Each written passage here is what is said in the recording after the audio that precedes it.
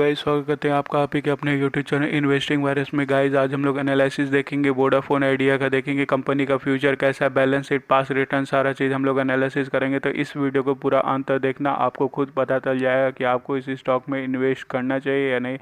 आपने already invest कर रखा है तो आगे आपको क्या करना चाहिए। और गाइज वीडियो के लास्ट में मैं आपको अपनी एडवाइस दूंगा कि आपको इस स्टॉक में क्या करना चाहिए। और गाइज अगर आपने अब तक इस चैनल को सब्सक्राइब नहीं किया है तो प्लीज़ गाइज चैनल को सब्सक्राइब कर दीजिए, वीडियो को लाइक जरूर करिएगा क्योंकि वीडियो बनाने में बहुत मेहनत लगता है, रिसर्च करना पड़ता है। तो गाइज प्लीज़ चैनल को सब्सक्राइब कर दीजिएगा। चलिए एनालिसिस शुरू करते हैं। इस कंपनी के बारे में देखें तो वोडाफोन आइडिया जो है one of the leading telecom service provider है इंडिया में। और कंपनी जो है इंगेज है business of mobility and long distance service, trading of handset and data card. इस कंपनी के बिजनेस एरियाज की बात करें तो company's business service including voice business services, broadband services, content service, enterprise service and other VAS offering like entertainment, SMS, utility, ETC. Spectrum holding की बात करें तो कंपनी के पास लार्जेस्ट स्पेक्ट्रम होल्डिंग है compare to competitor in India. और इसका total holding include है 1850 मेगाहर्ट्ज और spectrum across various circle.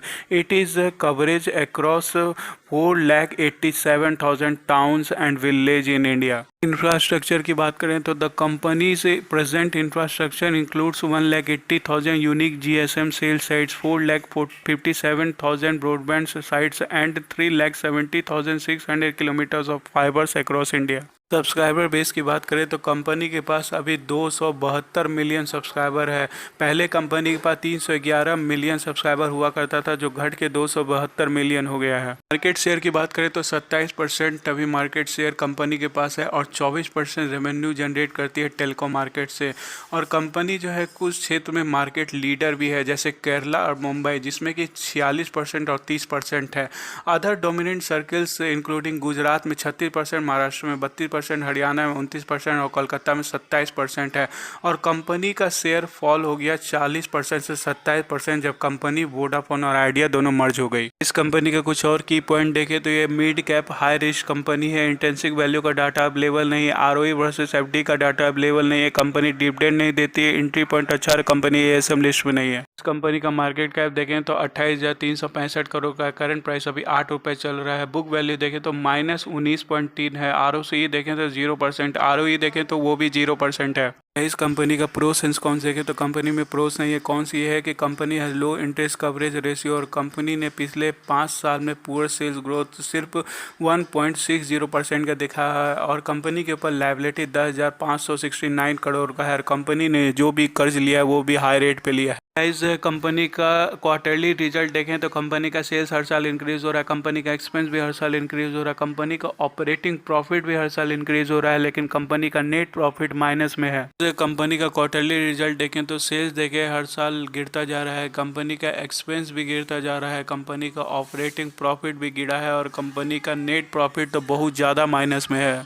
Company का कंपाउंड सेल्स ग्रोथ 3 साल का देखें तो 1% है, कंपाउंड प्रॉफिट ग्रोथ 3 साल का देखें तो -38% है, स्टॉक प्राइस सीजीआर 3 साल का देखें तो 18% है, रिटर्न इक्विटी 3 साल का देखें तो 0% है। इस कंपनी का इनकम स्टेटमेंट देखें तो lower than industry revenue growth, total revenue देखें तो 2021-22 में गिरा है, लेकिन कंपनी का EBITDA इंक्रीज हुआ है पर कंपनी का EPS माइनस में है। इस कंपनी का बैलेंस शीट देखें तो negative total equity, lower than industry current ratio, company के ऊपर टोटल एसेट देखें तो 1,94,000 करोड़ का है, लेकिन कंपनी के ऊपर लायबिलिटी देखें तो 2,55,000 करोड़ का है। यानी कंपनी अगर कल को डूबती है तो आपको एसेट बेच के भी पैसा नहीं मिलेगा, यानी कंपनी के ऊपर में एसेट से ज़्यादा लायबिलिटी है। कंपनी का कैश फ्लो स्टेटमेंट देखें तो नेट कैश जो है 1,100 करोड़ है और फ्री कैश फ्लो जो है 11,274 करोड़। इस कंपनी का शेयर होल्डिंग पैटर्न देखें तो प्रमोटर के पास 74.99% है, म्यूचुअल फंड के पास 1.26% है, DIs के पास 0.30% है, FIs के पास 3.48% है और रिटेल से अदर के पास 19.97%। इस कंपनी का 1 साल का रिटर्न देखें तो -22.37% है।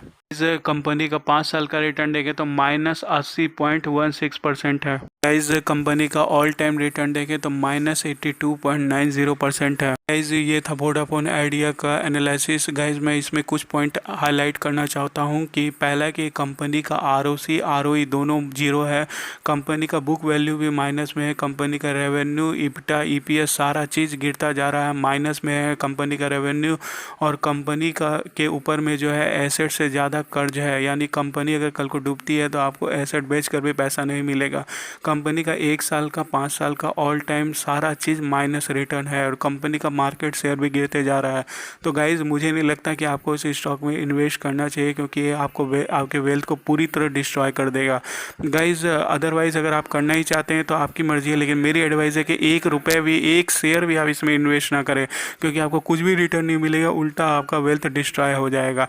और गाइज़ अगर किसी और स्टॉक के बारे में जानकारी चाहिए तो नीचे कमेंट करके बताना, और अगर आपने अब तक इस चैनल को सब्सक्राइब नहीं किया तो प्लीज़ चैनल को सब्सक्राइब कर देना और इस वीडियो को लाइक जो करना चाहिए। गाइज अपने दोस्त लोग के साथ शेयर करना, ताकि अगर उन लोग ने भी इस स्टॉक में इन्वेस्ट किया है या इन्वेस्ट करने का सोच रहे हैं तो बिल्कुल भी इन्वेस्ट ना करें। थैंक